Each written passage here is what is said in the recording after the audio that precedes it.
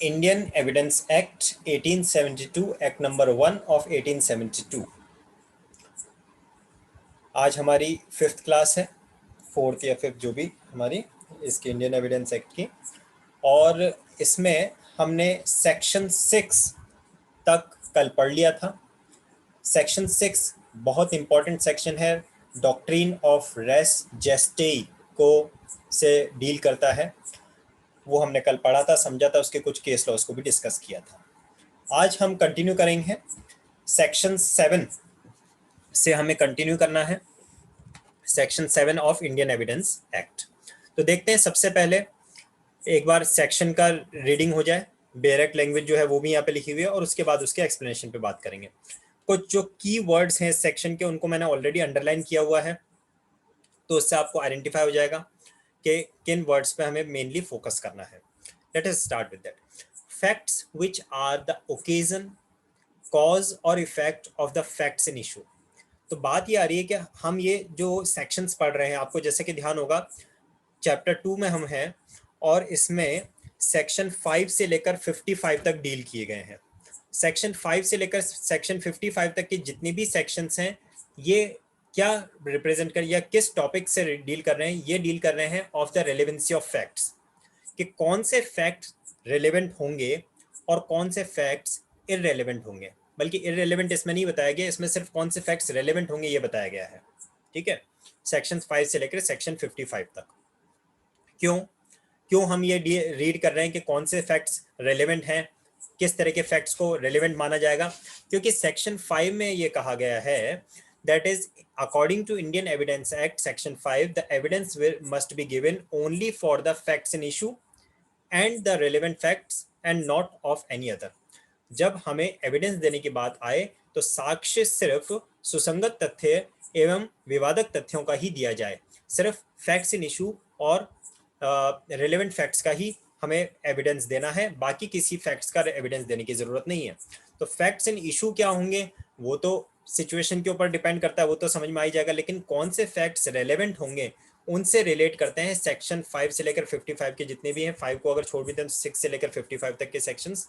यहाँ पे सेक्शन 7 बताता है कि जो फैक्ट्स इन इशू का कॉज, ओकेजन, इफेक्ट को स्पेसिफाई करें, या फिर state of things and opportunity को स्पेसिफाई करें, उन फैक्ट्स को भी रिलेवेंट माना जाएगा। क्या बोलता है सेक्शन 7?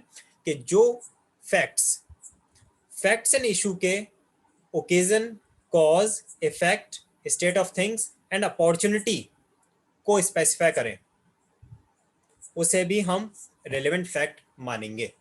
तो देखते हैं एक बार सेक्शन में क्या लिखा है, रीड करते हैं। Facts which are the occasion, cause और इफेक्ट, इमीडिएट और अदरवाइज ऑफ रिलेवेंट फैक्ट्स। तो जो भी फैक्ट रिलेवेंट फैक्ट का या तो ओकेजन है, या फिर उसका कॉज है, या फिर उसका इफेक्ट है, वो इमीडिएट भी हो सकता है और वो उसके बाद का भी हो सकता है।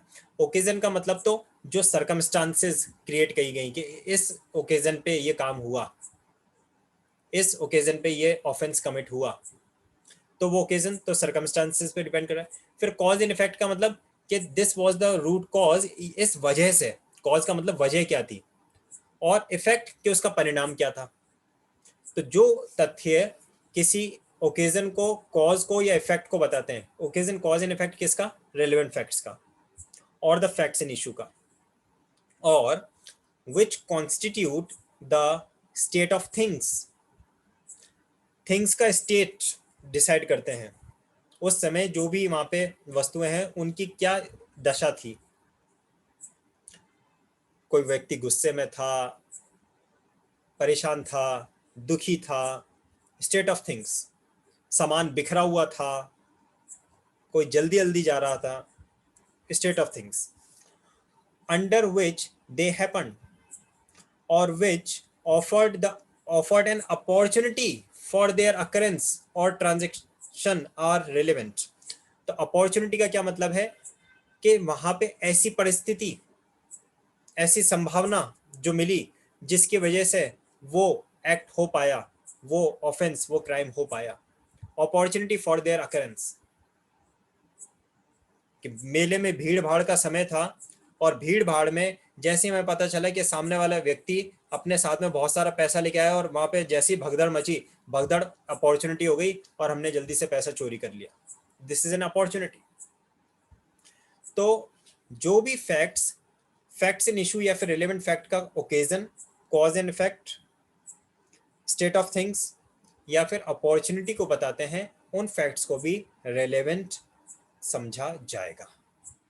अब एक केस था RM Malkhani versus state of Maharashtra का, AIR 1973 सुप्रीम कोर्ट 157, जिसमें ये हेल्ड हुआ था that is tape recorded evidence और the tape records are admissible evidence provided.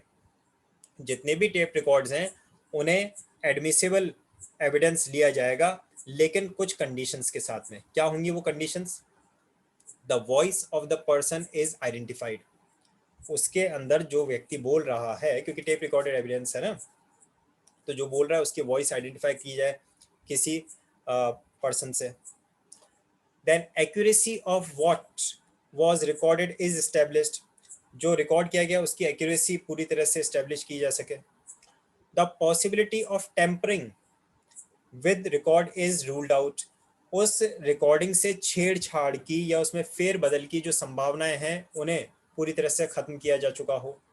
The subject matter which was recorded must be shown as relevant, और जो subject matter यानी कि जो उसमें अंदर बातें कही गई हैं, जो रिकॉर्डेड थिंग्स हैं, वो पूरी तरह से केस से कहीं ना कहीं सुसंगत होनी चाहिए, रेलिवेंट होनी चाहिए। तो ये चार कंडीशंस अगर फुलफिल होती हैं तो टेप रिकॉर्डेड एविडेंस को पूरी तरह से एडमिसिबल लिया जाएगा। This was held in the case of RM Malkhani versus state of Maharashtra. तो सेक्शन 7 एक इंपॉर्टेंट सेक्शन है, इसे आप लोग याद रखेंगे। 5 पॉइंट्स इसमें मेनली आपको ध्यान रखने हैं सेक्शन 7 में। सबसे पहला that is the occasion, then cause और effect, then state of things, and fifth opportunity. First is occasion, second is cost, third is effect, fourth is state of things and fifth is opportunity. ये 5 words आपको याद रखने हैं। जहां कहीं पे भी जिस किसी क्राइम सीन पर, जिस किसी भी फैक्ट्स में ये 5 पॉइंट्स हमें नजर आएंगे तो ये समझ लीजिए कि वहां पे सेक्शन 7 हिट होगा। बढ़ते हैं आगे सेक्शन 8 की तरफ। Section 8, again an important one. Motive, preparation and previous and subsequent conduct. जब कोई ऑफेंस कमिट हुआ है, क्योंकि जैसे कि मैंने आपको पहले ही बता दिया कि हम क्या पढ़ रहे हैं, हम ये पढ़ रहे हैं कि कौन कौन से फैक्ट्स को रेलेवेंट माना जाएगा। तो कोई भी ऐसे फैक्ट्स जो कि क्राइम के, ऑफेंस के मोटिव को बताते हैं, कोई भी ऐसे फैक्ट्स जो क्राइम के प्रिपरेशन को बताते हैं, यानी कि तैयारी को दर्शाते हैं। व्यक्ति उस दुकान से जहर खरीदता हुआ देखा गया था, व्यक्ति की इस मर्डर से 2 घंटे पहले जिस व्यक्ति का मर्डर हुआ उससे बहुत जबरदस्त लड़ाई हुई थी और लड़ाई के दौरान उसने उसे जान से मारने की धमकी तक दी थी और 2 घंटे बाद मर्डर हो गया। मोटिव, लड़ाई होना। तो जो कोई फैक्ट्स किसी ऑफेंस का मोटिव बताते हैं, ऑफेंस का प्रिपरेशन, तैयारी बताते हैं, ऑफेंस के प्रीवियस एंड सब्सिक्वेंट कंडक्ट बताते हैं कि पर्सन ऑफेंस होने से पहले क्या कर रहा था, ऑफेंस होने के बाद क्या कर रहा था, प्रीवियस एंड सब्सिक्वेंट कंडक्ट, वो आता है सेक्शन 8 में। एनी फैक्ट इज रेलेवेंट, हर वो तथ्य सुसंगत होगा, विच शोज और कॉन्स्टिट्यूट्स अ मोटिव और preparation for any fact in issue और रिलेवेंट फैक्ट, जो भी किसी विवादक तथ्य या फिर सुसंगत तथ्य का मोटिव और प्रिपरेशन बताएगा, उस फैक्ट को भी रिलेवेंट माना जाएगा।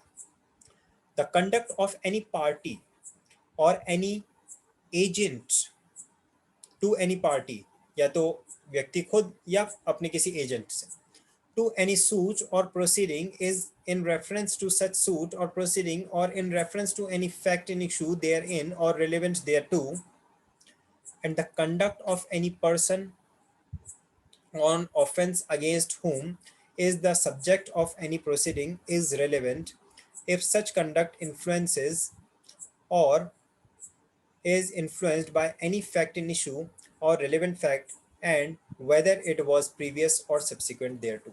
तो यहाँ पे जो इम्पोर्टेंटली आपको ध्यान रखने हैं पॉइंट्स वो क्या हैं, वो ये हैं कि अगर किसी के कंडक्ट, और ये कंडक्ट कैसा हो सकता है, कंडक्ट ऑफ एनी पर्सन, ये कंडक्ट कैसा हो सकता है, ये कंडक्ट प्रीवियस भी हो सकता है, सब्सिक्वेंट भी हो सकता है, यानी कि ये कंडक्ट ऑफेंस जो हुआ है उस ऑफेंस के कमिट होने से पहले का भी हो सकता है, और ये कंडक्ट ऑफेंस कमिट होने के बाद का भी हो सकता है। कंडक्ट का मतलब होता है एक्ट, व्यक्ति की क्रियाएं।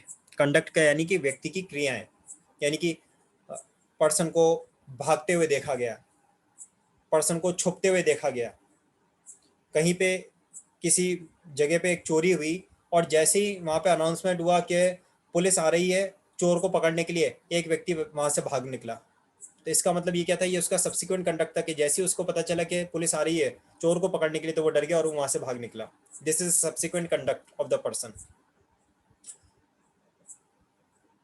तो जब भी किसी पर्सन का कंडक्ट जो कि प्रीवियस या सब्सिक्वेंट हो सकता है, और वो कंडक्ट कौन से पर्सन का हो सकता है, वो पार्टी टू द सूट का हो सकता है या फिर एजेंट ऑफ दैट पार्टी हो सकता है, यानी कि जो उस सूट में डायरेक्टली अटैच्ड पर्सन है उसका भी हो सकता है पार्टी टू द सूट का, और या फिर उस पार्टी के एजेंट का भी हो सकता है। तो जो भी ऐसे फैक्ट्स जो मोटिव को दिखाते हैं, प्रिपरेशन को दिखाते हैं, या फिर previous and subsequent conduct of the parties और the agent to the parties को दिखाते हैं, उन फैक्ट्स को भी रिलेवेंट फैक्ट्स माना जाएगा एज पर सेक्शन 8। अब हम कुछ इलस्ट्रेशंस को डिस्कस करेंगे। एक बात हमेशा याद रखिएगा, from the preliminary examination point of view, from the preliminary examination point of view, illustrations of Indian Evidence Act are most important, as it is उठ के आते हैं illustrations examination में। and from the main examination point of view, from the main examination point of view, जो भी case laws मैंने यहाँ पे नोट्स में मेंशन किए हैं, लिखे हैं, वो बहुत इंपॉर्टेंट है, क्योंकि जब एक अच्छा आंसर लिखा जाता है तो उस आंसर में केस लॉज का reference is just like an icing on the cake. Case law हमें जरूर देने चाहिए, it really helps us to score and benefit over the competitor. तो जो इलस्ट्रेशंस हैं वो इलस्ट्रेशंस आपको हेल्प करेंगे पीटी के एग्जाम में, और जो केस लॉज हैं वो आपको हेल्प करेंगे मेंस के एग्जाम्स, और जैसे कि आपके लॉ के एग्जाम्स में भी ऑब्वियसली एलएलबी में भी हेल्पफुल रहेंगे ये केस लॉज। कुछ एक्सप्लेनेशन भी दे रखा है सेक्शन 8 में, उसे भी पढ़ना जरूरी है। Explanation number 1 says that the word conduct in this section, क्या अर्थ है कंडक्ट का, the word conduct in this section does not include statements. Conduct में स्टेटमेंट्स नहीं आएंगे। स्टेटमेंट्स यानी कि कोई वर्बली कोई कहा गया वाक्य, कोई भी हमारी तरफ से दिया गया वाक्य, वो इसमें नहीं आएगा, कोई वक्तव्य दिया गया वो इसमें नहीं आएगा। Unless those statements accompany and explain acts other than statements. लेकिन ऐसी सिचुएशन में जहाँ पे कि उस स्टेटमेंट से किसी दूसरी सिचुएशन का या फिर किसी दूसरे फैक्ट का या दूसरे एक्ट का पता चल रहा है, तो फिर उस स्टेटमेंट को भी इंक्लूड कर लिया जाएगा कंडक्ट में। But the explanation is not to affect the relevancy of a statement under any other section of this fact। तो यहाँ पे हमने ये कहा है कि अगर कोई स्टेटमेंट दिया गया, यानी कि कोई मौखिक रूप से कोई वर्बल ओरल कोई स्टेटमेंट दिया गया है, तो उस स्टेटमेंट को सेक्शन 8 के अकॉर्डिंगली हम कंडक्ट में इंक्लूड नहीं कर रहे हैं। लेकिन अगर वो स्टेटमेंट किसी other section of Indian Evidence act 1872 में रेलेवेंट है तो उस पर कोई इफेक्ट नहीं पड़ेगा, उसकी रेलेवेंसी किसी अदर सेक्शन में होती है तो उसको वहाँ पे तो रेलेवेंट लिया ही जाएगा। हाँ, सेक्शन 8 में स्टेटमेंट्स को एज अ कंडक्ट में इंक्लूड नहीं किया गया है। That is the explanation 1। अच्छा, यहाँ पे स्टेटमेंट को शॉर्ट में यहाँ पे जैसे थोड़ा सा लिख के मैंने बता रखा है एज द डिफरेंस के हिसाब से कि स्टेटमेंट और कंडक्ट में क्या डिफरेंस होता है। Statement it includes words, that words can be written or oral और gestural also, gestural यानी कि भाव भंगिमाओं से।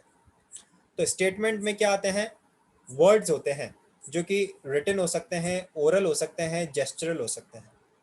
लेकिन कंडक्ट में क्या आता है? कंडक्ट इज एन एक्ट और a behaviour other than statement, यानी कि पर्सन का किया गया कोई कार्य वो कंडक्ट होता है। पर्सन द्वारा कहा गया शब्द वो तो स्टेटमेंट है, लिखा गया वो स्टेटमेंट है, लेकिन किया गया वो कंडक्ट है। तो ये छोटा सा एक डिफरेंस है between the statement and the conduct. Explanation number 2 भी देखें। When the conduct of any person is relevant, ध्यान से देखिएगा, हमने सेक्शन 8 को पढ़ा। सेक्शन 8 में हमने क्या क्या पॉइंट्स पढ़े हैं? सेक्शन 8 में हमने पढ़ा कोई भी ऐसे फैक्ट जो कि मोटिव, प्रिपरेशन और तीसरा क्या था, प्रीवियस एंड सब्सिक्वेंट कंडक्ट को बताते हैं। ये तीनों फैक्ट्स रिलेवेंट होंगे। तो अब कंडक्ट से रिलेटेड बात हो रही है। पहली बात तो स्टेटमेंट्स कंडक्ट में इंक्लूड नहीं होंगे, एक्सप्लेनेशन नंबर 1 ये कहता है। और एक्सप्लेनेशन नंबर 2 कहता है when the conduct of any person is relevant, अगर किसी व्यक्ति का कंडक्ट जो है वो रेलेवेंट है, any statement made to him और in his presence and hearing which affect such conduct is relevant। अगर किसी व्यक्ति का जो कंडक्ट है, उसका जो कार्य है वो रेलेवेंट है, तो उसके सामने या उसके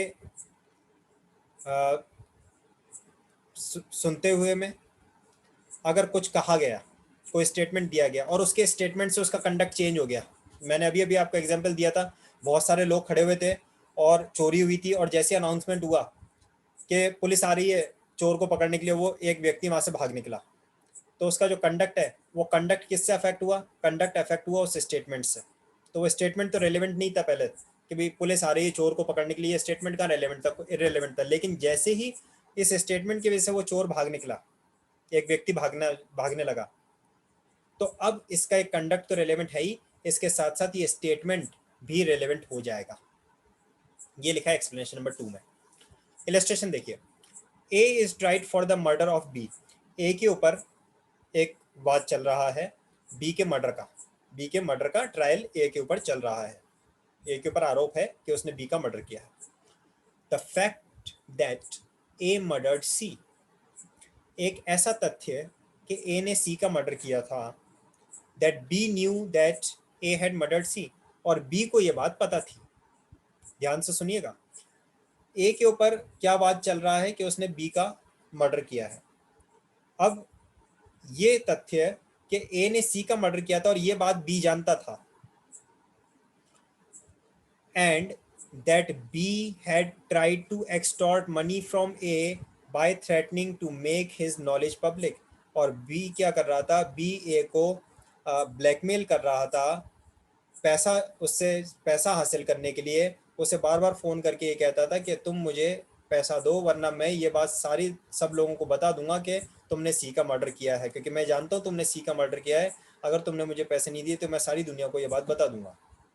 ठीक है, that B had tried to extort money from A by threatening to make his knowledge public are relevant, क्योंकि ये मोटिव को दिखाता है कि ए के पास मोटिव था बी का मर्डर करने का, क्योंकि अगर वो बी का मर्डर नहीं कर रहा था तो बी उसको ब्लैकमेल कर रहा था, इसलिए ए के पास ये मोटिव था। तो ये जो इलस्ट्रेशन है, ये आपके बेयर एक्ट का इलस्ट्रेशन ए है, सेक्शन 8 का इलस्ट्रेशन ए, जो कि मोटिव को दिखाता है। B's conduct of blackmailing is relevant under section 8 as it shows motive. तो यहाँ पे बी का कंडक्ट, कंडक्ट किसका? बी का। क्या कंडक्ट था उसका? ब्लैकमेल कर रहा था वो ए को, पैसा एक्सटॉर्ट करना चाह रहा था। ये कंडक्ट जो था बी का वो ए के लिए मोटिव बन गया, तो सेक्शन 8 में रेलेवेंट होगा।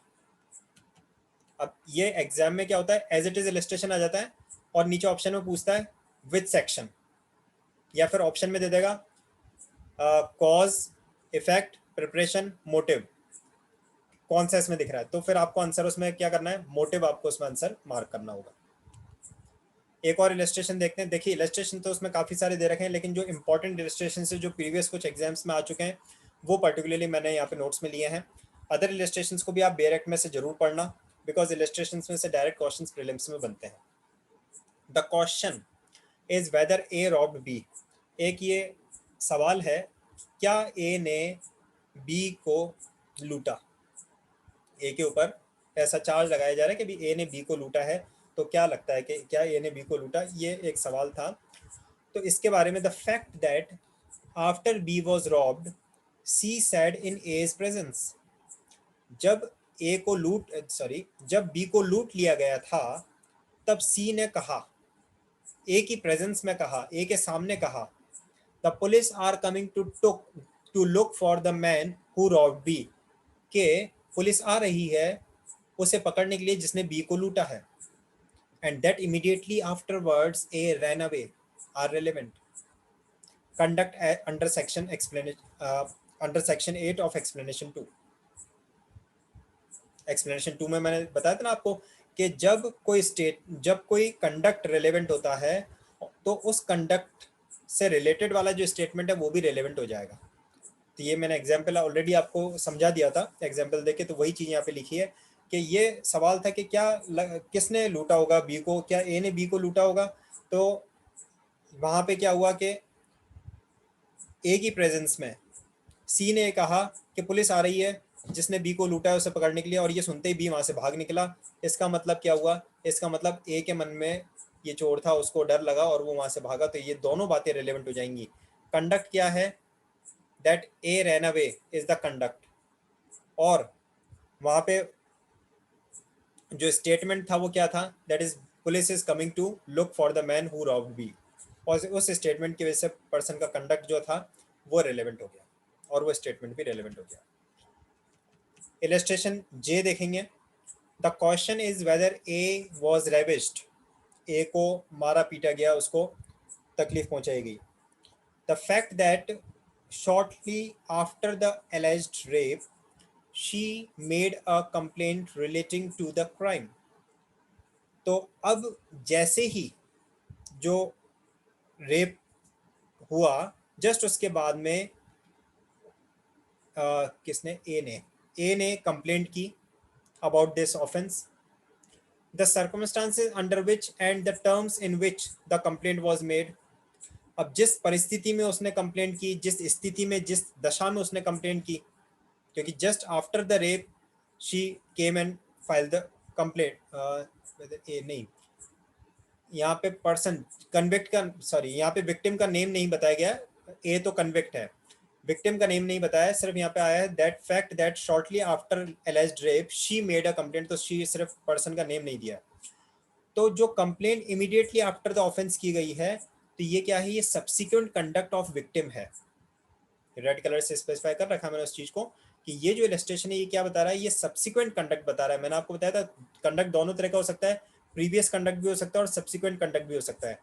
तो जस्ट आफ्टर द ऑफेंस अगर जो कंप्लेन की जा रही है वो कंप्लेन किस कंडीशन में की जा रही है, किस परिस्थिति में और किस दशा में की जा रही है, the circumstances under which and the terms in which the complaint was made, किस स्थिति, किस परिस्थिति, किस दशा में वो कंप्लेंट की गई है, वो सारी चीज़ें क्या होंगी, वो सारी चीज़ें रिलेवेंट मानी जाएंगी, because these will be consider to be the subsequent conduct. Person के चोट लगी हुई है, पर्सन के कपड़े फटे हुए हैं, पर्सन कुछ और दशा में नजर आ रहा है, तो वो सारी चीज़ें these will be consider to be the subsequent conduct of victim.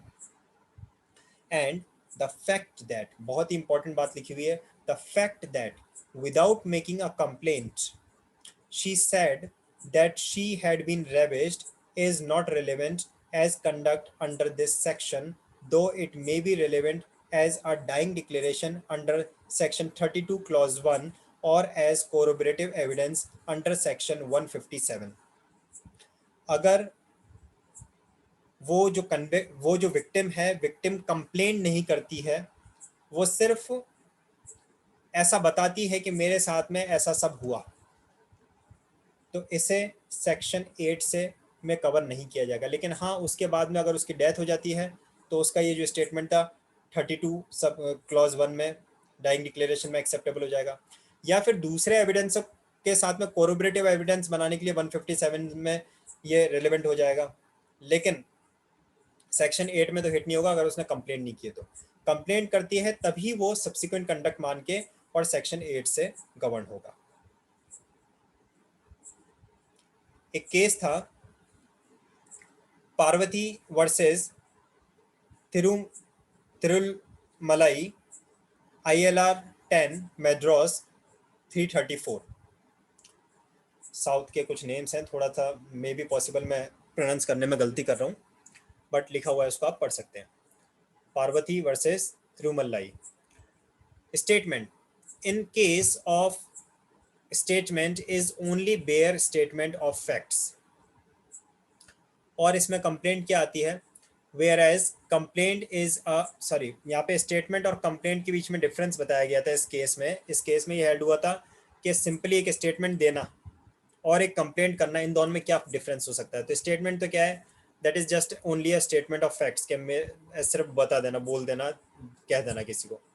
लेकिन कंप्लेंट क्या है? Whereas complaint is a statement made to a person in authority with a view to obtain redress और पनिशमेंट। तो complaint का मतलब है कि किसी ऐसे व्यक्ति को वो स्टेटमेंट देना जिस व्यक्ति से आप रिड्रेसल की उम्मीद करते हैं, और आप ये उम्मीद करते हैं कि वो कुछ ऐसा एक्शन ले जिसकी वजह से आपके साथ जिसने ऑफेंस किया है उसको पनिशमेंट मिलेगा। किसी ऐसी अथॉरिटी से जब आप वो स्टेटमेंट कहते हैं तब उस स्टेटमेंट को कंप्लेंट माना जाएगा। For example, to police officer और to parents who is required for assistance and protection. बहुत ही इंपॉर्टेंट बात लिखी है एग्जाम्पल में कि पुलिस ऑफिसर को अगर कहा जाता है तो वो कंप्लेंट है ही है, लेकिन अगर कोई अपने पेरेंट्स को ये बात कहता है तो भी उसे कंप्लेंट में माना जाएगा, बिकॉज पेरेंट्स से भी हम प्रोटेक्शन की एक्सपेक्टेशन रखते हैं, रिड्रेस की एक्सपेक्टेशन रखते हैं, और पनिशमेंट की एक्सपेक्टेशन रखते हैं टू द अपोजिट पर्सन। तो पेरेंट्स को भी कहा गया स्टेटमेंट कंप्लेंट में लिया जाएगा। और अगर हम बात करें मोटिव और इंटेंशन की, कि क्या डिफरेंस होता है मोटिव में और इंटेंशन में, तो इसके बारे में कुछ पॉइंट्स हैं, उनको एक बार आप देखें। सेक्शन 8 में मोटिव को डिफाइन किया गया है, लेकिन इंटेंशन डिफाइन किया है सेक्शन 14 में, जिसे हम पढ़ेंगे आगे की क्लासेस में। Motive is inducing cause of crime.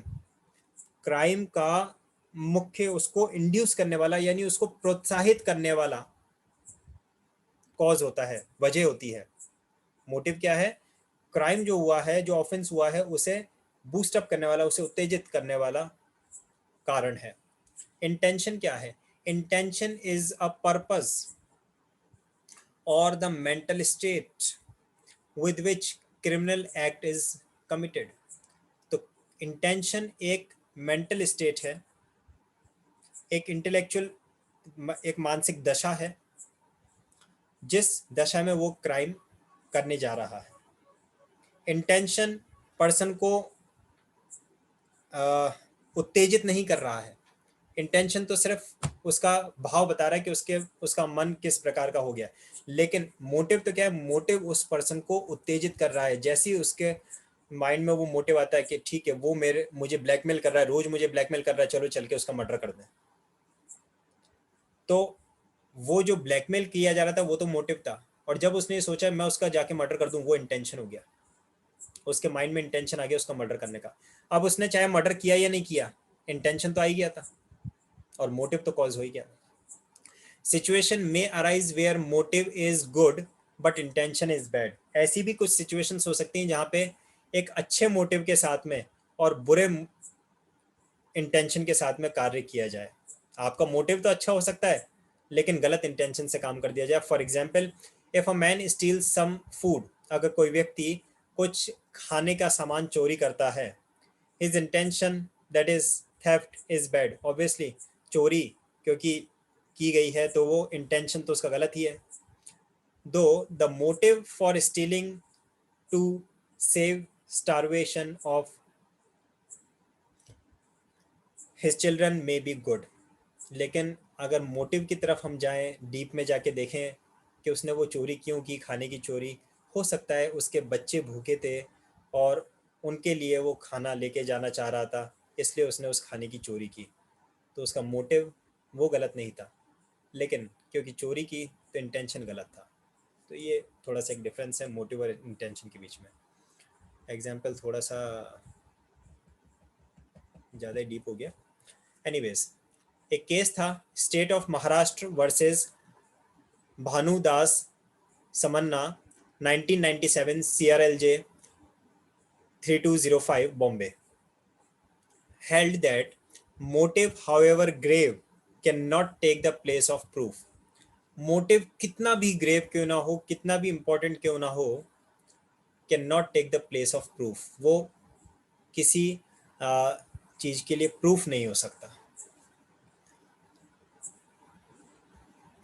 Weather motive is necessary part of crime, एक सिंपल सा क्वेश्चन है कि क्या लगता है मोटिव क्राइम का एक नेसेसरी पार्ट हो सकता है? तो आंसर थोड़ा सा यहाँ पे लिखा हुआ है, वो देखें। No, motive is not necessary for the commission of crime but it is always a relevant fact in any case.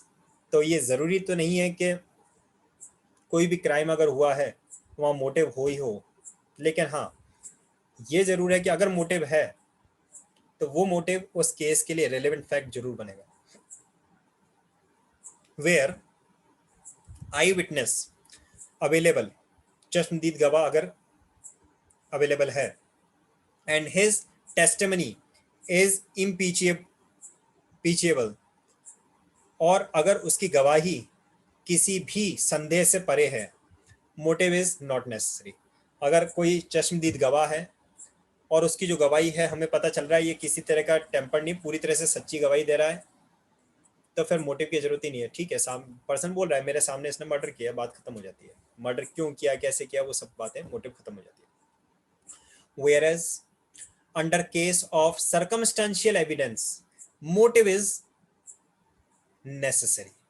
Necessary की जगह मैं कहूंगा जहां सर्कमस्टेंशियल एविडेंसेस होते हैं वहां पे तो motive becomes the most relevant fact. हाँ, लेकिन जहाँ पे आई विटनेस अवेलेबल है और उसकी टेस्टिमनी अगर इम्पीचेबल है तो वहां पे मोटिव की इतनी इंपॉर्टेंस नहीं रह जाती है। What is the use of motive? तो एक केस था Paramjeet Singh versus state of Uttarakhand, AIR 2011, Supreme Court 200 para 45। It was held that in this case, that is, motive is used as a link evidence under a chain of crime। जो crime है, crime की जो chain है उसमें as a link काम करता है motive. जो दूसरे आपके पास सर्कमस्टेंशियल एविडेंसेस हैं, उन सारे सर्कमस्टेंशियल एविडेंसेस में जैसी मोटिव आ जाता है वैसे ही वो प्रूफ हो जाता है। फिर एक क्वेश्चन लिखा है यहाँ पे, what is a presumption under section 8 of Indian Evidence act, sorry what is a preparation, क्योंकि आपको ध्यान है कि सेक्शन 8 में हमने क्या क्या देखा। सेक्शन 8 में था motive, preparation and previous and subsequent conduct. तो कंडक्ट को हम ऑलरेडी एक्सप्लेनेशंस में, एक्सप्लेनेशन 1 और एक्सप्लेनेशन 2 में डिस्कस कर चुके हैं। मोटिव को हमने अच्छी तरह से डिटेल में पढ़ा। अब प्रिपरेशन से क्या मायने हैं, यहाँ पे सेक्शन 8 में जो प्रिपरेशन वर्ड लिखा है इसका क्या मीनिंग है। सो अरेंजिंग और devising means, arranging or devising means necessary for the commission of the crime। अपराध को करने के लिए, क्राइम को करने के लिए जो अरेंजमेंट किए गए या उसके लिए जो स्थितियां क्रिएट की गई, वहां पे जो साधन उपलब्ध करवाए गए, डिवाइजिंग मीन्स, वो सब प्रिपरेशन में आ जाते हैं। Conduct of victim and witness is not relevant under section 8 Indian Evidence act. तो प्रिपरेशन में कंडक्ट को हम इंक्लूड नहीं करते हैं। कंडक्ट ऑफ विक्टिम वो किस में लेते हैं, वो प्रीवियस एंड सब्सिक्वेंट कंडक्ट की बात है। और प्रीवियस एंड सब्सिक्वेंट कंडक्ट किसका? प्रीवियस एंड सब्सिक्वेंट कंडक्ट हम लेंगे ऑफेंडर का, नॉट ऑफ द विक्टिम और ऑफ द विटनेस। एक केस था Vikramjit Singh versus state of Punjab 2006, 12 supreme court cases 306। It was held in this case that the conduct of any person, that is the third person, it may be the third person, in any event is wholly irrelevant unless the same has direct nexus in proving the crime।